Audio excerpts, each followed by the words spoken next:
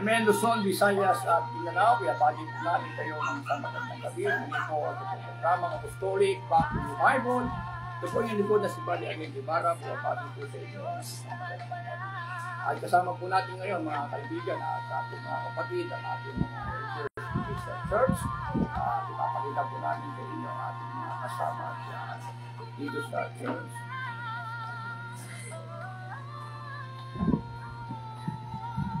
Say hi.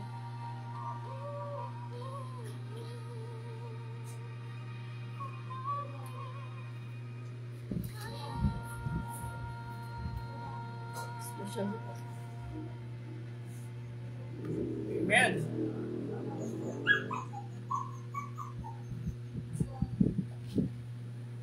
Ngayon po ay tatalakayin po natin mga kapatid isa pong controversial sapagkat ito po ay matagal na po naghahari sa political tuhanan. Yes. 1 years. So, bago tayo mag-usap, babasahin po namin yung aklas ng Galatia. Sabi rito sa 1 at ang versikulo ay 1. Sabi niya, ako'y namamangha na kayo dalili ninyong nagsilipat sa ibang ebanghelyo buwat sa tumawag sa inyo sa biyaya ni Kristo. na ito'y hindi ibang ebanghelyo, kundi mayroong ilan na sa inyo'y nagsisiligalig na nag-iibig na pasamain ang ebanghelyo ni Kristo. Tatapwat kahimat kami o isang anghel na mula sa langit ang mangaral sa inyo ng anumang ebanghelyo na iba sa aming ipinangaral sa inyo ay matakwik. Ayon sa aming isinabi ng una ay muling gayon aking sinasabi ngayon. Kung ang sino man ay mangaral sa inyo ng anumang ebanghelyo na iba kaysa inyong tinanggap ay matakwik. Pinapakita rito ng ating Apostol Pablo na meron po talagang ebanghelyo. So sa panahon pa lang nila Apostol Pablo ay may ebanghelyo na hindi ito ebanghelyo. Kasi ang gawin ng iba, gusto pasamain yung ebanghelyo ni Kristo. Kaya pinapasok nila yung ebanghelyo, mga kaibigan at mga kapatid. At yung mga kapatid na ito ay nagsipasok ng lihim, merong itong dalang ebanghelyo. Kung titignan niyo po natin sa Galatia 2 at ang versikulo po ay 4. At yaon ay dahil sa mga hindi tunay na kapatid na ipinasok ng lihim, na nagsipasok ng lihim upang tiktikan ng aming kalayaan at taglay namin kay Kristo Jesus, upang kami ay ilagay nila sa pagkalipin. So ang layunin po nito na naman nangangaral ng ibang ebanghelyo, yung mga kapatid doon sa Galatia, gusto nila maging alipin, no? Kaya mga kaibigan, pinag-iingat ni Apostol Pablo na merong ibang ebanghelyo na mangangaral, mga kaibigan at mga kapatid. At isa na ito na sa panahon natin, isa na itong oneness na ito na pinapangaral nila, mga kaibigan. At nakuha nila itong oneness na ito kasi yung ginagamit ng Trinity, na mga Trinitarian, ito rin yung ginagamit nilang talata. Ito po sa aklat ng Deuteronomio 6 at ang versikulo ay 4. Ano ang sabi rito, mga kaibigan, sa ating mga kapatid? Dinggin mo, Israel, ang Panginoon nating Diyos ay isang Panginoon. Pag tinignan natin ito sa Hebrew ay sabi doon, Shema, Israel, Elohim, Adonai, Ekan. So yung salitang Ekan, mga kaibigan, ito po ay plural, no? Kasi bagaman sa English, ang pagkakasali niya ay one. Pero itong Ekan, pag tinignan natin sa kanyang definition, ito ay united unity. So, dito po kumuha yung mga Trinitarian na kaya nakuha nila yung salitang Trinity. Kasi ang Trinity, dalawang pinanggalingan ito, Pastor. Yes. Tri-unity. Dalawang wika ito, kaya naging Trinity. No? Sabihin, tatlo na nagkakaisa. Diyan din po kumuha yung oneness ng definition. No? Kaya parehas sila ng pinagmulan na ang definition. Ginagamit din nila, yung Deuteronomy 6:4. Yun din ang ginagamit ng mga Trinitarian. Kaya lumalabas, mga kaibigan at mga kapatid, wala silang sariling produce kung saan nanggaling yung one. At unang-una, ito ay invento lamang yung termino Trinity. At yung oneness, and also, invento rin. Mga kaibigan at mga kapatid. Pero ngayon po, ay makikita po natin, dahil ang paniniwala ng oneness, ay yung ama ay siya rin yung anak. No? At yung anak, siya rin yung ama. Yes. Kaya mapansin natin, mga kaibigan, hindi ito pwedeng pag-iwalayin. No? Kaya kahit namatay si Kristo, na pinanganak si Kristo, siya yung Diyos. Tapos nang namatay, Diyos pa rin. Hindi po gano'n, mga kaibigan at mga kapatid. Kung titignan po natin sa banal na kasulatan, ang pahayag po ni Juan sa 5:26 ng Juan. Ano ang sabi ng banal na kasulatan ay ganito? Sabi niya, kung paano ang ama ay may buhay sa kanyang sarili, gayon din naman ang anak ay pinagkalooban niya na magkaroon ng buhay sa kanyang sarili. So, ibig sabihin ito, Pastor, kung paano yung ama may buhay sa kanyang sarili, Yes. gayon din yung anak ay pinagkalooban niya na magkaroon ng buhay sa kanyang sarili. Kaya nga nang namatay si Kristo sa krus ng Kalbaryo, ang sabi niya, Ama, pinagtatagubilin ko sa iyo ang aking espiritu. Yun ang katunayan na yung anak ay mayroong buhay sa kanyang sarili. Kasi kung siya rin yung anak, namatay yung Jesu Cristo doon sa krus ng Kalbaryo, patay na rin yung ama. Kung namatay yung ama, sino pa bubuhay sa ating Panginoong Kristo? Meron bang bubuhay sa Panginoong Kristo? Tingnan natin, ang maganda, mayroong talata. Sa Galatia 1:1, tingnan niyo. Si Pablo na apostol, hindi mula sa mga tao, ni sa pamamagitan man ng tao, kundi sa pamamagitan ni Jesucristo at ng Diyos Ama, na siyang sa kanya'y muling bumuhay. So may bumuhay sa kanya. Yes. Kung ang Diyos Ama pala ay namatay, wala nang bubuhay sa Panginoong Kristo. Or else ay binuhay siya ng kanyang sarili. Ayun ang lumalabas na So, against naman sa talata. magiging against sa talata, kung bubuhayin ni Kristo ang kanyang sarili, lalabas ang Panginoong Kristo, Diyos na namatay at muling nabuhay. Yeah. Hindi naman gano'n, pero pahayag ng Biblia, meron talagang nagbangon sa ating Panginoong Kristo. Sino ba ang nagbangon sa Kanya? Pakinggan nyo sa 5:30 ng gawa. Ano ang sabi? Nang banal na kasulatan. Kasi pinapaniwanag din ng mga apostol na may nagbangon talaga sa Kanya. Yes. 5:30, ito ang sabi. Ibinangon ng Diyos ng ating mga magulang, si Jesus, na siya ninyong pinatay na ibinitin sa isang punong kahoy. Sabi, yung Diyos ng ating mga magulang, kasi ang Diyos nila, si Abraham, si Isaac, si Jacob, sabi ng Panginoon, ang Diyos ay Diyos ng mga buhay, hindi Diyos ng mga patay. At yung Diyos ng mga magulang na ito ang bumangon sa ating Panginoon. Amen. Hindi niya pwede bangon sa resita.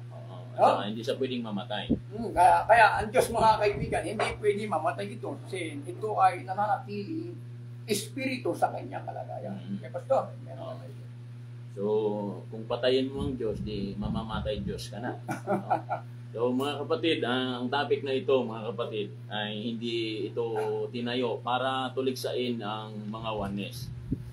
Kasi matagal na panahon itong oneness na sinasabi nila na 100% human yung ating kinikilalang Diyos at 100% din na Diyos, no?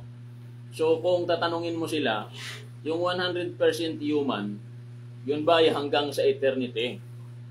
O kung hindi man hanggang sa eternity, kailan mawawala yung pagiging tao niya?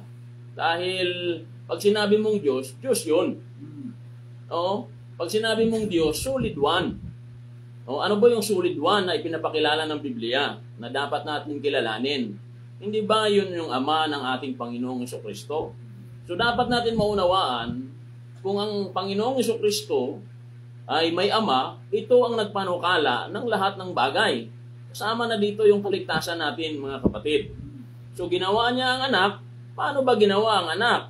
Brother Aljon, hindi ba ginawa niya na tagapagligtas? Sino ang gumawa? Ang Ama. So, nagligtas ang Ama sa pamamagitan ng anak. Maigi, basahin natin, Pastor. No? Basahin natin yon. Hindi, baka sabihin natin mga kapatid, wala tayong talata. No? Yes. Pakinggan niyo po sa Jude chapter 1 verse 25. Ito sabi. Sa iisang Diyos na ating tagapagligtas sa pamamagitan ni Jesucristo na ating Panginoon. Pinapayag dito ni Jude na Yes. sa iisang Diyos na tagapagligtas Oo. sa pamamagitan ng ating Panginoon. Yes. So, Amen. nagliligtas ang Diyos sa pamamagitan ng ating Panginoon Kristo. Yes. Kaya, ang tagapagligtas, iisa pa rin eh. Pero ang gumagawa lang na aktual na pagliligtas, yung Panginoong Jesucristo, mga kaibigan. Yes. Amen. No? So, dapat makita natin, no, mga kapatid, ang kahalagahan nitong Godhead. Kasi, mga kapatid, kapag sinabi mo na ang anak siya na rin ang Ama, ay medyo mapanganib po yan. No? Kasi bakit? Siya ang anak mismo ang nagpapakilala kung sino ang Ama. Hindi ba malinaw na kung siya ang Ama, hindi sana ipapakilala niya ang kanyang sarili sa ating lahat na siya ang Ama. No? Pero hindi Ang ipinapakilala ng anak, ito ang tunay na Diyos. Sino po ba ito? Ang kanyang Ama. Pwede ba natin basahin yun, Brother Aljon? Maliwanag. Siguro, maigi basahin natin, mga kaibigan, no, na pinakikilala ng Panginoong Kristo. Yes. Na yung tunay na Diyos ay walang iba kundi yung anak. Ikan niyo po sa 1:17-3. At ito ang buhay na walang hanggan, na ikaw ay makilala nila na iisang Diyos na tunay. Kasi bago ito banggitin ni Kristo, Yes. sa 17:1, pagtingala niya sa langit. Otherwise, kung yung Ama wala sa langit, hindi siya titingala roon. Oo. Ngayon, pagkarabi niya, sa 3, sa unang tingnan natin, ang mga bagay nito ay sinelta ni Jesus sa pagtingala ng kanyang mga mata sa langit. No? So, tumingala ang ating Panginoon. Yes. Ngayon sa 3 naman, ito ang buhay na walang hanggan, na ikaw ay makilala nila na iisang Diyos na tunay at siyang iyong sinugo sa makatibagay si Jesus.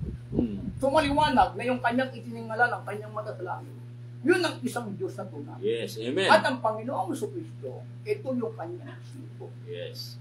So mapapatunayan din natin na ang Ama ay nasa langit at wala sa lupa. Dahil doon sa 2017, siya mismo ang nagsabi, mga kapatid. No, wag natin papaniwalain ang ating mga sarili na ang Ama siya din ang anak.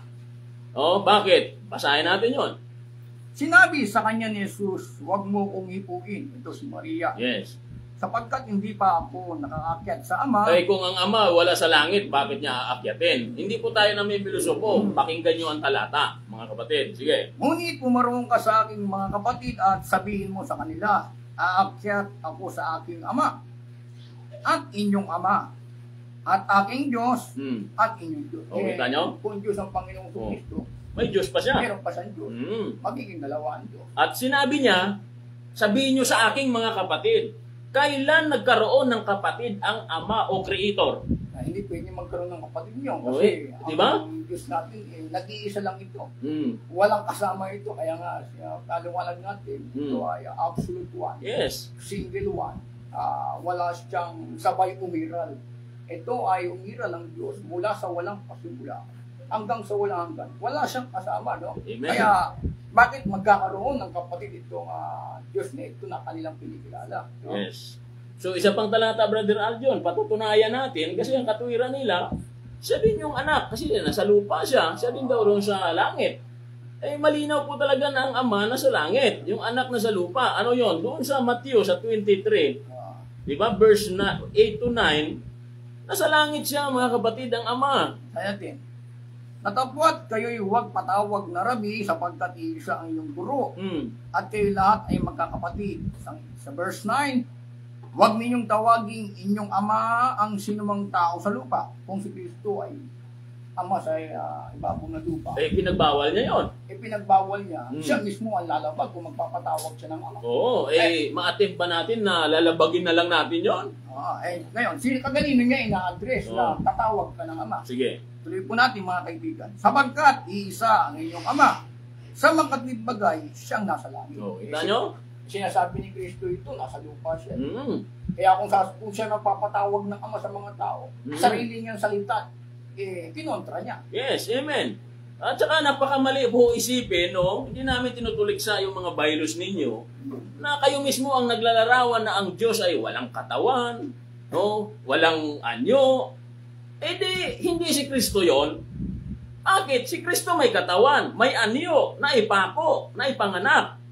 Hindi ba? Yung sarili nyong bylaws ang ayusin ninyo, mga kapatid. Yun ang nakakagulat. Kasi Sabog-sabog eh. narinig ko ang kanilang Diyos. Walang kamay. Walang kamay. Walang paa. Eh si Kristo ba may kamay? Eh di hindi siya ang tinutukoy ng bylaws ninyo. Kala ko ba ginawa tayo sa larawan ng Diyos? Oh. Kung ang Diyos walang kamay, wala rin tayong kamay. Amen. So yun bang ipakikipaglaban ninyo, mga kapatid? No? Panahon na para mag-isip-isip tayo. Ang problema kasi ang sumulat ng Ten Commandments, sabi doon, ang daliri ng Diyos. May daliri ang Diyos. Kung walang kamay yun, wala rin daliri yun. So yan po nagiging problema, mga kapatid. Hallelujah. At saka yung Diyos na pinag-uusapan natin dito, mismo ang Panginoong Jesucristo ang sabi na hindi niya nakita. Hindi natin nakita. 5:37 ng John. Kung siya yun, nagsisinungaling ba siya sa kausap niya ng mga apostol niya yun Sabi natin, no? Sige, basa. At ang Ama na nagsugo sa akin ay siyang nagpapatutuo tungkol sa akin. Kailan may hindi ninyo narinig ang kanyang tinig. Si Kristo ba narinig yung tinig? Kung siya ang tinutukoy ng talata na yun, ano yun? Naglulukuhan lang tayo, mga kapatid? No? Basahin nyo rin yung talata na yan. Kasi iniiwasan nila yan, Brother Arjon Sige, tuloy. Hindi man ninyo nakita. Nakita. Hindi nakita, Brother Arjon Si Kristo ba ang anak ba? Nakita? Nakita ito. Hindi siya tinutukoy ng talata? Ayun. Saka ang kalooban ng Ama, ang sino mang makakita sa anak, magtatamo ng buhay na wala hanggan. Tingnan natin sa 6:40.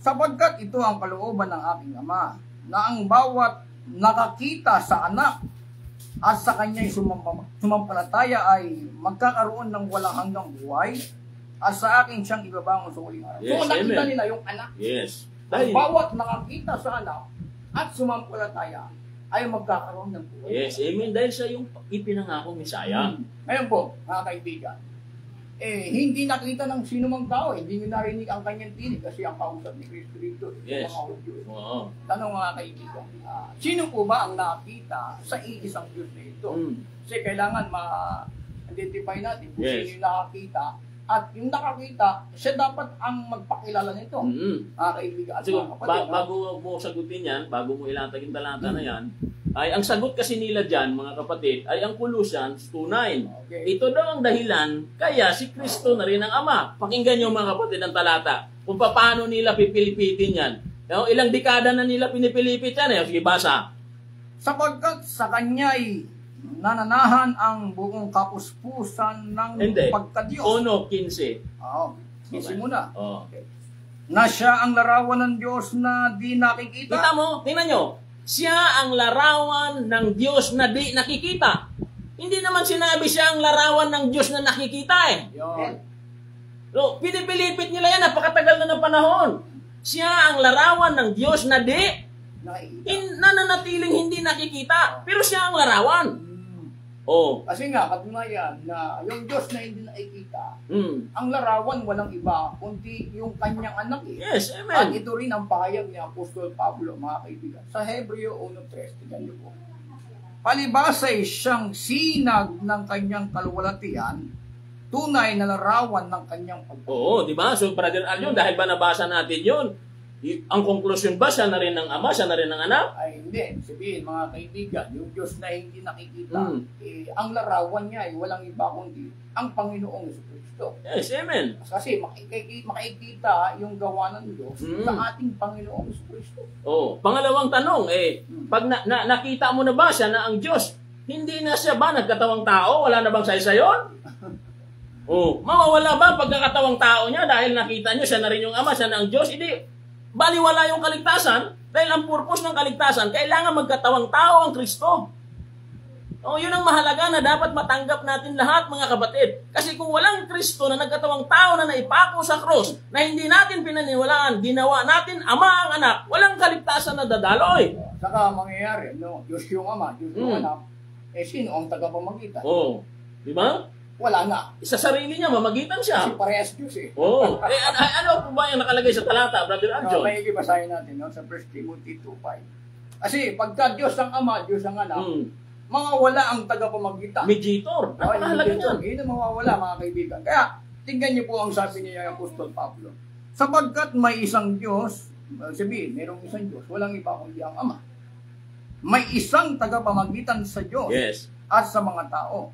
Ang taong si Kristo Jesus. Mm. Ngayon, kung si Kristo Jesus ay Mm. gagawin natin Diyos Oh. at Diyos din yung Ama, Mm. wala nang tagapamagitan sa Diyos Mm. at sa mga tao. Oo. Or else, dalawa magiging Diyos mo. Ayun ang magiging problema. Yung paratang nila sa atin, dalawang Diyos natin. So, hindi po yan, mga kaibigan. No? Iisa lang po ang ating Diyos kasi kaya nga pinapatunayan namin sa inyo yung monotheism. Yes. Kasi pag tatanungin mo yung oneness, Diyos yung Ama, Diyos yung Anak. Mm. Kasi ang katigilan nila, one Diyos 30. Oo. Ako at Ama ay isa. Oo. Alam niyo mga kaibigan, mga kapatid, yung one Diyos 30, walang kinalaman sa pagka-Diyos yun. Mm. Nitiid lang nila may kinalaman yun. Yes. Kaya kasi hindi nila binasa yung contextual ng talata Mm-hmm. na sabi doon sa 28 na Tuloy mo hanggang 38. Oo. Ayun ang basahin natin. Basahin natin. Kasi ito hindi nila nakuha na akala nila ako at Ama isang Diyos na. Mm-hmm. No? Tignan yung mga kaibigan. Marami hong labagyan ng talata yan. Kung tama sila tingnan natin mamaya. At sila'y binibigyan ko, sa 28, tignan nyo. At sila'y binibigyan ko ng walang hanggang buhay. Kailanman hindi sila malilipol at hindi sila aagawin ng sinuman sa aking kamay. So pinapaliwanag ng ating Panginoon Yes. na itong mga tupa na ito ay hindi sila maaagaw sa kanyang kamay. Sa 29, ang aking Ama na sa kanila ay nagbigay sa akin ay lalong dakila kaysa lahat. Hindi sila maaagaw ni numan sa kamay ng Ama. Ang conclusion ni Kristo, Yes. ako at ang Ama Mm-hmm. ay isa. Pero, mas dakila ang ama sa kanya. Kaya- Bakit may komparison? Ayun, kaya nga payag nila, yung ama, siya rin yung anak kasi dahil sa apat ang may isa. Ngayon mga kaibigan, saan sila iisa? Dito, ayon sa contextual. Kasi ang contextual, nangangalaga si Kristo Yes. ng tupa, yung ama nangangalaga rin ng tupa. Amen. Ngayon, anong katunayan na yung kanilang gawa ay parehas dito sa pangangalaga ng tupa? Tingnan niyo po sa 38. Datapwat kung ginagawa ko ang mga yaon, kahit hindi kayo. Okay, sa 37. Yes. Kung hindi ko ginagawa ang mga gawa ng aking ama, huwag ninyo akong sampaltayanan. Anong pag ginagawa ng kanyang ama? Challenge yun. Iniingatan ng mga tupa. Oo. Iniingatan niya rin ang tupa. Kaya sabi niya, kung hindi ko ginagawa yung gawa ng aking ama, Huwag kayong huwag susumampalataya. kayong sumampalaya sa akin. Ang kahulugan mga kaibigan, ng 1:30, Oo. walang kinalaman sa pagka-Diyos. No? Kasi Yes. yung pagbasa nilang contextual, ang ginagawa nila 1:30. Huwag puro lagpasan yung talata. Hindi nila alam mga kaibigan, sa contextual ng talata, hindi nila naiintindihan ang contextual ng talata. Ng Yes, 1:30. Pinuna nila yung 30, hindi nila Oo. binasa yung 28. Oo. Hindi nila alam kung saan iisa. No? So kung ituloy mo pa sa 38, saan ba sila iisa? Datapwat, kung ginagawa ko ang mga yaon, kahit hindi kayo magsisampalataya sa akin, magsisampalataya kayo sa mga gawa, upang maalaman ninyo at mapag-unawa na ang Ama ay nasa akin at ako'y nasa Ama. Parehas sila ng trabaho. O, kita mo? Kaya maliwanag ito mga kaibigan. Ito ba may kinalaman sa pagka-Diyos? Wala ho mga kaibigan, mga kapatid. May kinalaman ito sa kung paano ang gawa ng Ama na iniingatan ng mga tupa, iniingatan din ng Panginoon Kristo. Kaya nga sabi ni Kristo, kung hindi ko ginagawa ang gawa ng Ama, huwag kayo magsisampalataya. Yes, amen. Ngayon, tatanungin kita dyan, Brother Aljon, for the sake sa ating mga nakikinig. Yung Ama na suma sa akin, sabi niya, sino ang tunay na Diyos dyan? Yung Ama na suma sa Kanya o yung anak na nasa Kanya ang Ama? Mga kaibigan, maliwanag ito na sinabi ni Kristo, ang Ama ay nasa akin. Ibang termino na ang Ama ay tumatahan sa akin. Yes. Ngayon, mga kaibigan, para tayong magkasundo, kung yung Ama, ang sabi ni Kristo ay suma sa akin, di ba yun ang Ama na tunay na Diyos? At si Yesu Kristo ang buhay na walang hanggan. Yes, matututulan ba yun? No, mga kapatid? No? Or else, yung kausap niyang Ama, ano yun? Ano yun? Wala? Ayun nga, magiging problema. Kaya nga sabi ni Kristo, alam niyo mga kaibigan, meron sagot yan dito, mga pastor, no? Sa Yes. 8:29. Nang 1, ano ang pahayag ng ating Panginoong Kristo? Ang sabi niyo ganito, at ang Amang nagsugo sa akin ay suma sa akin. So kung siya ang Ama, walang nagsugo? Oo. Hindi niya ako binayaang nag-iisa. Sapagkat ginagawa ko lagi ang mga bagay na sa kanya nakalulukod. Sabi niya, yung nagsugo sa akin ay suma sa akin. Hindi niya ako pinapabayaang mag-isa. Kaya maliwanag mga kaibigan, kung titignan niyo po sa unang 1:2, yung buhay na wala hanggan, kasama ng Ama. Ibig sabihin, yung Ama, yun ang tunay Diyos, at yung buhay na wala hanggan, ito'y tumutukoy sa ating Panginoon. Yes, yun ang malinaw. Sa kanila, yun. Mahalaga yun. Pwede mo basahin natin yun? Basahin natin, no? Sa unang 1:2. Kasi lahat tayo naghahangad ng buhay na walang hanggan. Kanino ho yan makukuha, mga kapatid? Sige, basa. Yaong buhat sa pasimula, yaong aming narinig, yaong nakita ng aming mga mata, yaong aming namasdan at nahipo ng aming mga kamay tungkol sa salita ng buhay. At ang buhay ay nahayag. Walang iba kundi ito yung anak. Yes. At aming nakita at pinatutuhanan sa inyo aming binabalita. Ang buhay na walang hanggan na kasama ng Ama at sa atin ay nahayag. Ito pala yung buhay na walang hanggan. Kung tutuloy pa natin mga kaibigan, tingnan nyo. Yung aming nakita at narinig, siya rin namin binabalita sa inyo upang kayo naman ay magkaroon ng pakikisama sa amin. Oo, tayo may pakikisama sa Ama at sa kanyang anak. Bago mo ituloy, tatanungin muna kita. Para sa mga kapatid natin na mga nakikinig at sumusubaybay, kanino tumutukoy o sino ang buhay na walang hanggan? Ang Ama o anak? Ito'y tumutukoy sa ating Panginoon. Walang iba kundi ang anak. Kung ang anak gawin mong Ama, yun ang magiging problema kasi kung gagawin natin ama yung anak, ang pinakikilala nga ng anak yung ama. Kung gagawin niya pang ama yung sarili niya, hindi pwede. So kung halimbawa hindi ka papayag, hindi yung ama gawin mong anak. Yung ama gawin kong anak, hindi rin pwede. Hindi rin pwede. Ay bakit pwede sa kanila? Naglabas sila ng talata na yung ama ay naging anak. Yun po, nagiging problema kasi lalabas baliktad. Kaya at least na matanda pa bata. Mga kaibigan at mga kapatid. Kaya mapapansin po natin yung aral nila ay malabo pa ito sa sabaw ng pusti. Yes, amen. Mabuti pa yung tubig pag lumilinaw. Hindi po turo ng mga apostol yan, Brother Aljon. At katunayan, yung aral ng oneness, banyaga ito. Yes. Mga Amerikano dala na ito. Hallelujah. Hindi naman galing sa mga apostol ito, mga kaibigan at mga kapatid. Maging yung aral ng Trinity. Yes. Second century, in-invento ni Tertullian. In-invento rin ito, mga kaibigan at mga kapatid. Kaya, maliwanag, makikita po natin na yung tunay na Diyos ay tumutukoy sa Ama at yung buhay na wala hanggan, ang Panginoong Kristo. Inaamin naman ito ng Panginoong Kristo. Nang sinabi niya sa John 17:3, sabi niya na ito ang buhay na wala hanggan, na ito ay makilala nila na isang Diyos na tunay. Yes, amen. Yung Diyos na tunay na yun ang pinapakilala niya. Kaya ngayon, Brother Aljon, mapanganib kasi na gawin mong ama ang anak. Alam niyo mga kapatid kung bakit. Sa second coming, sino ba ang babalik? Sino ba ang hinihintay ng church? Sino ang magkukut up? Sino ang sasalubungin natin? Ang ama o ang anak? Ayun, yun ang maigi na kailangan malaman natin kung sino babalik. Kasi nga, ang umakyat kasi yung anak. Yes.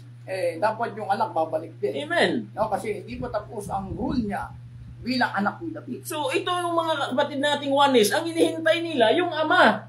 Pag hinihintay nila yung ama, kasi ang maikitan lang nila, mga kaibigan, yung kalwalatian Yes. Yung kalwalatian kasi ng ama, nasa anak. Kaya nga, mapapansin po natin, sa Tito 2:13. Yes. Mas maganda buksan natin yun, mga kapatid. Natin, mga kaibigan at mga kapatid. Sabi roon nahintayin niyoong mapalad na pag-asa at pagpapakita ng kaluwalhatian ng ating dakilang Diyos at tagapagligtas ay Yesu Cristo. So, tatanungin kita, nasaan ba ang kaluwalhatian ng dakilang Diyos na sinasabi ng Tito 2:13? Yun, nababalik. Okay, tingnan po natin mga kaibigan, no? Dito po sa aklat ng Mateo, sa 16 at ang versikulo po ay 27. Ano po ang sabi ng banal na kasulatan? Sabi rito dito. Sapagkat ang anak ng tao ay pariritong nasa kaluwalhatian ng kanyang ama. Di ba? Yun. Kaya, yung anak ng tao, yung kanyang kaluwalhatian, nasa kaluwalhatian siya ng kanyang ama. Kaya, doon makikita po natin sa Tito 2:13, pagpapakita ng kaluwalhatian ng dakilang Diyos at tagapagligtas ng Kristo. Kasi yung kaluwalhatian ng dakilang Diyos nasa ating Panginoon Kristo sa kanyang pagbabalik. Amen. So, maliwanag na ang babalik ang anak ng Diyos. Pero yung kaluwalhatian ng Ama, nasa mukha niya. Maigi, basahin natin no, sa 6:4 ng 2 Korinto. Kasi matagal na ho ito, mga kapatid, na pinapakain sa atin itong salitang ito, mga kapatid, ng mga oneness, no? Na, buti na lang, may mga Aljon Guevara na handang lumaban. Mga kapatid. Sige, basa. Niyo po, 4:6 na yung 2 Korinto.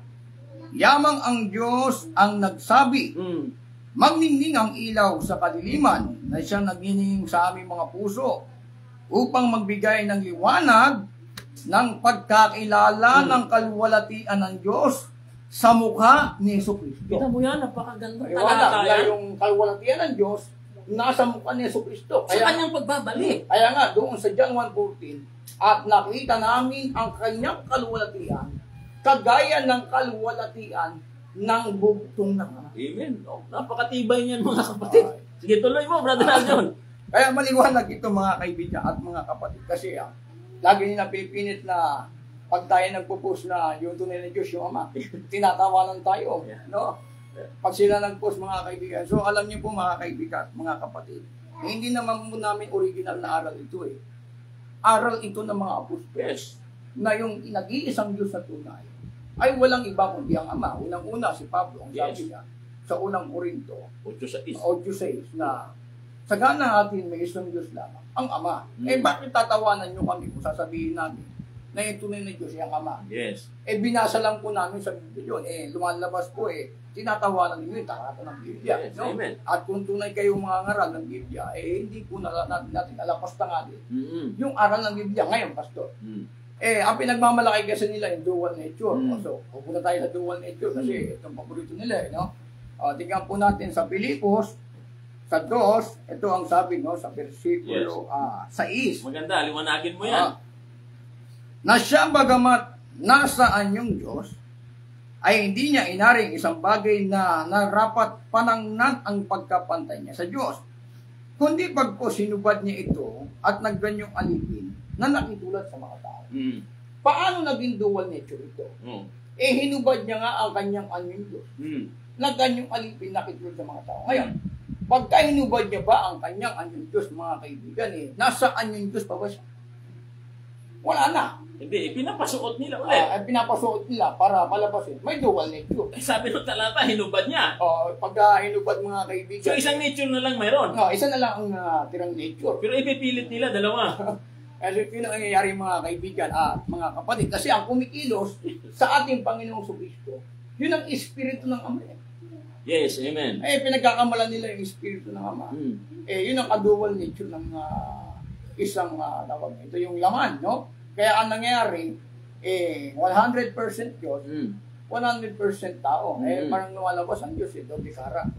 Kalating tao, tapos kalating maskara. Hindi naman po ganyan ang Diyos. Sa ibang paniniwala naman, ang Diyos nagmaskarang laman. Wala po sa Biblia yung mga kaibigan, mga kapatid, no? Nagmaskara mo, ha? Pagka maskara, kasi ang ginagamit nila sa Greek, yung mas. Ito, nabasa ko sa kanilang aral sa Monday. Yung kahulugan yung may binanggit sila yung maskara, yung image, no? Pag maskara, mga kaibigan, mukha lang ang tinakpan. Buti sana kung costume, kagaya ni Jollibee, buong katawan, no? Yung po mahirap, mga kaibigan, no? Kaya, ngayon, kung may dual nature ang Diyos, na si Kristo, Diyos, tao, sino yung Diyos na pinakikilala niyang Espiritu? Na sasambahin sa Espiritu at katotohanan. May dual nature na pala yun. Yes. Lalabas, isang Diyos na may dual nature at isang Diyos na nanatiling Espiritu. Yes. Napakagulo. Ganyang aral, mga kapatid. Lalabas nito, pwede mo sambahin si Kristo minsan, pwede mo rin hindi sambahin minsan. Kung dual nature, Brother Aljon. Kasi kalahating tao, kalahating Diyos. Kalahating tao, kalahating Diyos. Hindi ka pwede sumamba sa tao. Bawal sambahin ng tao. Paano yun? Kasi masama sambahin ng tao, mga kaibigan. Kasi sa 10:26 ng gawa, nakita ni Cornelio si Pedro, sinamba niya. Sabi ni Pedro, magtindig ka, ako'y tao rin. Yung angel, sinamba rin ni Juan sa 22:8 hanggang 9 ng Revelation. Sabi ng angel, ingatan mong huwag gawin yan. Ako'y kapwa mong alipin. Sumamba ka sa Diyos. So, hindi lang bawal. Talagang napakalaking kasalanan na sambahin mo. Biro mo, kung nandoon yung dual nature sa katawan ng anak, automatic, pinapasamba mo ang tao, ang inyong mga membro, doon sa isang nature na tao. Ayun ang problema. Ang ina-address sila ng Panginoong Kristo na sambahin ang Ama sa Espiritu at katotohanan. Hindi sa tao. Paano mo masasamba ang Diyos sa Espiritu at katotohanan? Dual nature pala. No? Paminsan-minsan, Espiritu, paminsan-minsan naman. Yes, amen. Hindi pwede yung mga kaibigan at mga kapatid, no? Kaya mga kapatid, ito po, suggestion ko lang sa inyo, no? Maaari nyo kontakin si Brother Aljon sa lahat ng panahon. No? At kung may mga katanungan kayo, malapit na babalik ang Panginoong Jesucristo na ating kinikilala. No? So dapat natin makilala ng lubusan. Para kapag magkasamba ka ng tama rin ang magiging resulta ng pagsamba mo. No? Kung kaligtasan ng pag-uusapan, mga kapatid, dapat kilala natin kung sino ang anak at kilala din natin kung sino ang Ama. No? So, tuloy natin, Brother John. Tingnan natin, no? Sa 4:23 ng 1. Kanino ba tayo pinapasamba? Ng anak. Panginoon. Yes. Sabi ito, sa 23. Natapot dumarating ang oras at ngayon nga, nagsasalita siya in the present time. Yes. At ngayon nga, nasasambahin ng mga tunay na mananamba ang Ama sa Espiritu at katotohanan, sapagkat hinahanap ng Ama ang mga gayon na maging mananamba sa Kanya. Kahit nga ang Panginoong Kristo, sabi niya, hindi nyo nakikilala namin ang sinasamba namin. Ibig sabihin, ang Panginoong Kristo, subject din sa pagsamba sa Ama. Yes, amen. Nang nasa lupa siya. Kasi kung hindi siya sasamba, lalabas, hindi siya makapagbibigay halimbawa doon sa mga Hudyo. Yes. Kaibigan. Ngayon po, magiging mananamba sa Kanya. Ang Diyos ay Espiritu. At naman sa Kanya ay nagsisamba. Kinakailangan magsisamba sa Espiritu at sa katotohanan. Kung ang Diyos pala, dual nature, Yes. bakit pinakikilala pa rin ni Kristo na ang Diyos ay Espiritu? Dapat hindi nga na ipakilala ang Diyos sa Espiritu. Dapat sinabi niya, ako na yung Diyos na nagkatawang tao, ako na to. Ako na sampahin niyo. Dapat Amen. gano'n eh. Hallelujah. Hindi. Meron pa rin siyang pinapasamba na Diyos na Espiritu. Walang iba kundi ang Ama. Yes, amen. Kaya maliwanag mga kaibigan at mga kapatid na tayo ay pinapasamba doon sa iisang Diyos na tunay at hindi po tayo pinapasamba ng ating Panginoong Kristo sa Diyos na dalawa ang agkasan. Yes, no? amen. Ang ating tao, 100% tao at 100% na Diyos. No? Hindi niya po tayo pinapasamba sa ganung klaseng Diyos. Yes. Pinapasamba niya tayo sa isang Diyos Ama na Espiritu. Yes, amen. At maatili itong Espiritu na hindi nagbabago. At ang tawag dyan ng Biblia, mga kapatid, sa Ama, ay napakaraming talata. Ang tawag dyan ay Holy One. No? Holy One of Israel. No? Walang ibang Diyos liban sa Kanya. No? So yun po ang dapat natin makita. Pag sinabi mong one, huwag mo nang dagdagan. Kasi kung dagdagan mo pa yung one, sabi ng Biblia, Pagdadagdag. huwag dadagdag, huwag rin babawas. No? Pag dinagdagan, binawasan, ang sabi ni Solomon, mga kaibigan at mga kapatid, sinungaling. Tingnan niyo po sa 30 ng Kawikaan.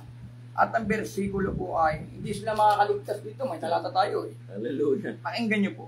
Bawat salita ng Diyos ay subok. Siya'y kalasag sa kanila na nangangalong sa Kanya. Huwag kang magdagdag sa Kanyang mga salita. Baka Kanyang sawain ka at masunduan kang sinungaling. Yes. Pagka dinagdagan mo salita ng Diyos. Kaya nga, ang salita ng Diyos, kompleto. Pag kompleto, hindi mo pwedeng dagdagan, Yes. hindi mo pwedeng bawasan. Oo. Kasi kompleto na eh. Kasi, Siguro kung kulang ito, papayag ang Diyos, dagdagan mo. At kung ito naman sobra, papayag ang Diyos, bawasan mo. Oo. Pero dahil kompleto siya, hindi mo siya pwedeng dagdagan, hindi mo siya pwedeng bawasan. Sabi doon sa 34:16 ng Isaias, inyong saligsigin sa aklat ng Panginoon at inyong basahin, ni isa sa mga ito ay hindi magkukulang, ni mangangailangan man ng kanyang kasama, sapagkat iniutos na ating bibig, pinisan siya ng kanyang Espiritu. Yes, So, amen. hindi na nangangailangan yung banal ng kasulatan na para dagdagan natin at para bawasan. Amen. So, halimbawa, Brother Aljon, anong oras na ba? No? Tatanungin kita, kung hindi ako sasampalataya sa anak, dahil ang pagkakilala ko sa anak ay ama, mapanganib ba yun?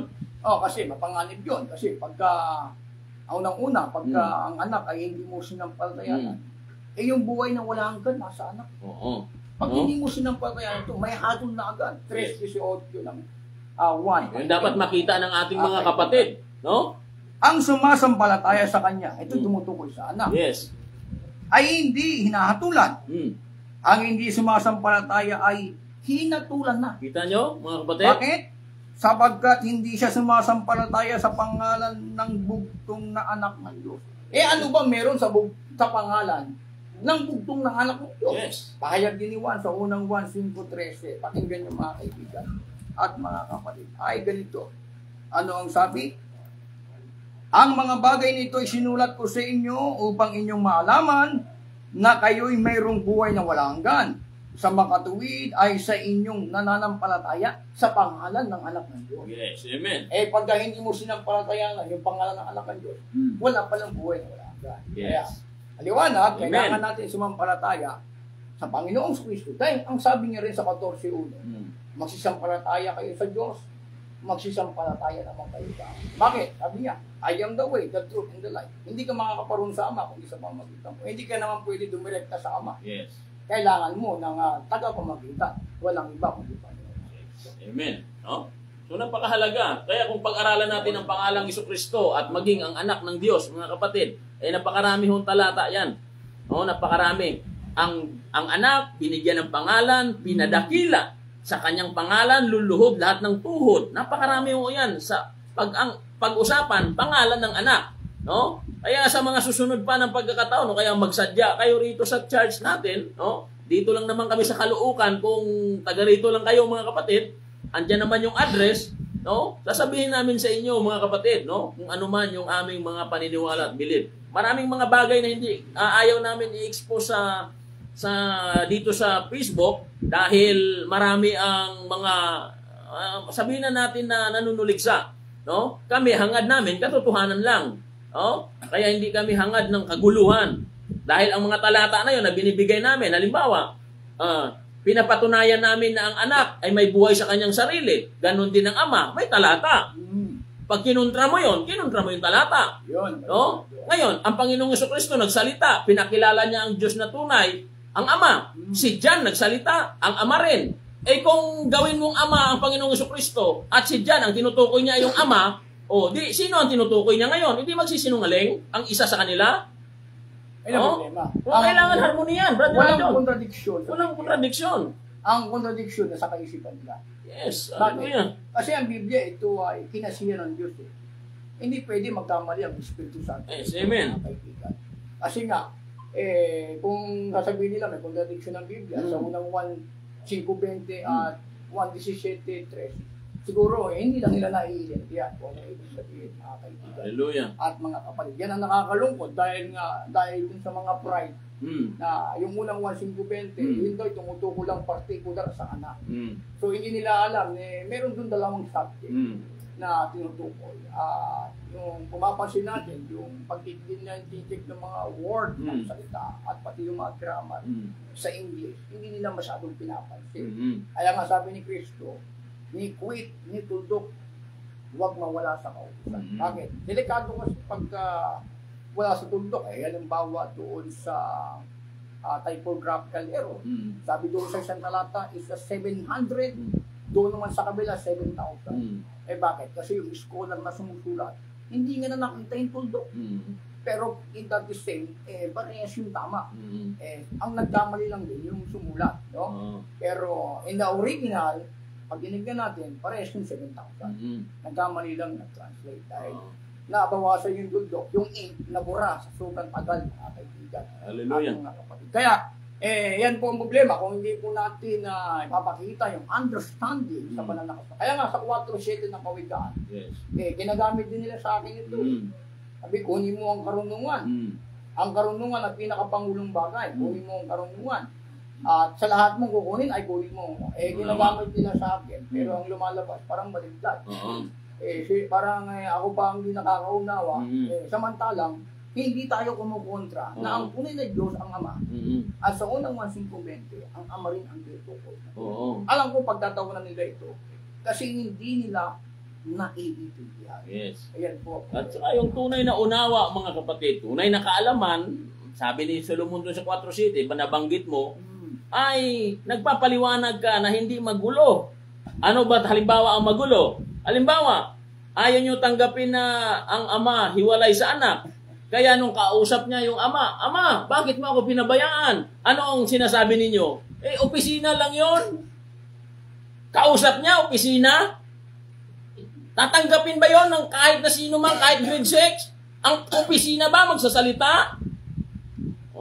Mga kapatid, no, hindi tayo galit. Pero kung pagka panluluko at tahasan na gagawin niyo opisina yung ama, dahil siya din pala yung anak, ba't niya pa kakausapin yon?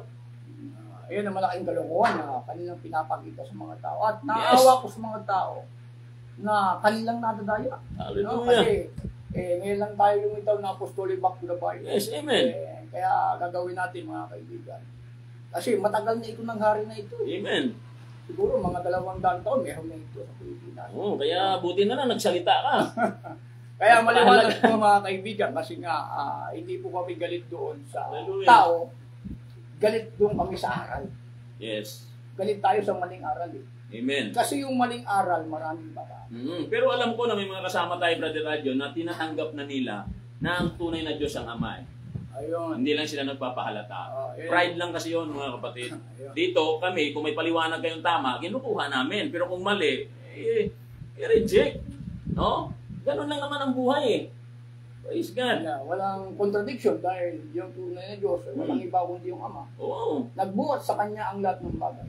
Nagbuhat sa Kanya ang Panginoong Kristo, nagbubuhat din sa Kanya ang Espiritu Santo. Yes, amen. Walang kontradiksyon. Kasi mga kapatid, ano ba ang kontradiksyon? Halimbawa, ito ang Ama. Then, yung Ama, naging anak dahil nagkatawang tao. Then, ang tawag sa anak, gadasan. Wala kang mababasa sa entire Bible na gadasan eh. At Ang mababasa mo, God the Father, napakarami. Ang lumalabas, Oo. kung ang ama-anak ay God na siya, hindi niya na kailangan tumawag sa isang God.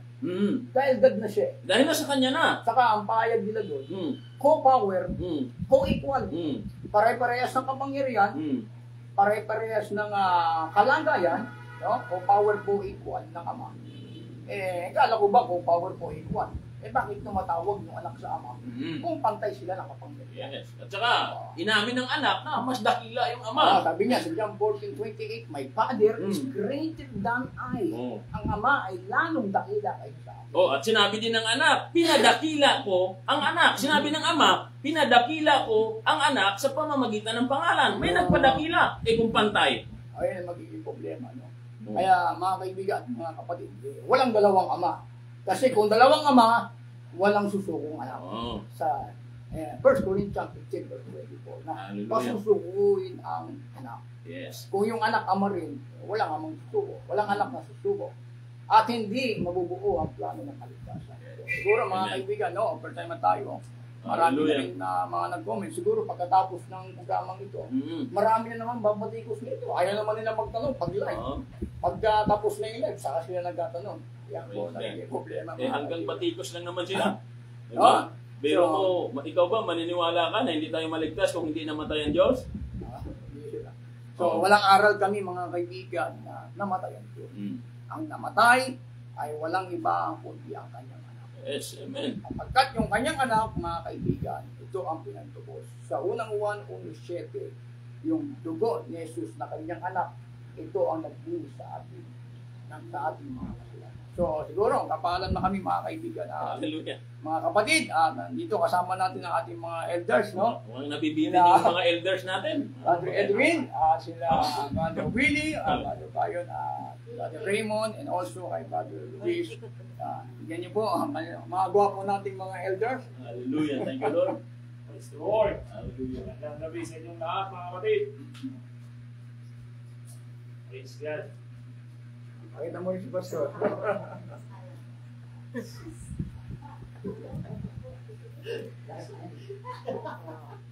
Hallelujah. Ngayon lang yan, mga kapatid. Alright. Amen. Muli po mga kaibigan at mga kapatid, ito pong programang Apostolic Back to the Bible. Tayo po ngayon ay natapos na sa ating live. Siguro loobin ng Panginoon, no? Sa araw po ng Martes, alas 7 ng gabi, tayo po ay magkita-kita. Sumayin niyo po ang biyaya at kapayapaan at magandang gabi po sa inyo lahat.